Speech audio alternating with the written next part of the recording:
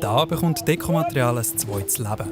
Ich denke, es sind etwa 1000 Quadratmeter, so 400 von dem und 600 vom Plachen. Ja. Am Tag nach dem Finale der EM holen Christine Buser und Sonja Grässlin das übrig gebliebene Material ab.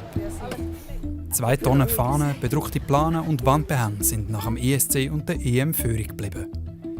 Sie geben all dem Stoff jetzt ein neues Leben. Im Allgemeinen habe ich einen sehr großen Bezug zu nicht wegwerfen. Ich bin einfach dafür, dass man alles nochmal benutzt. Angefangen hat sie mit dem Retten von Lebensmitteln. Jetzt kommen die Stoffe dazu.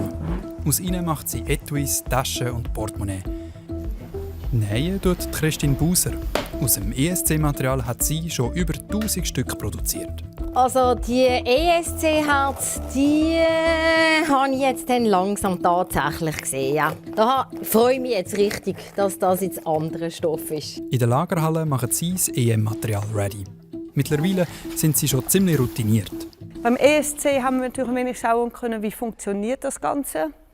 Und jetzt haben wir dann das nächste Thema und es ist so eine Art von Copy-Paste. Über 70 Freiwillige helfen mit beim Projekt. Und die Idee für den neuen Stoff ist auch schon da. Ich werde grosse Artikel herstellen.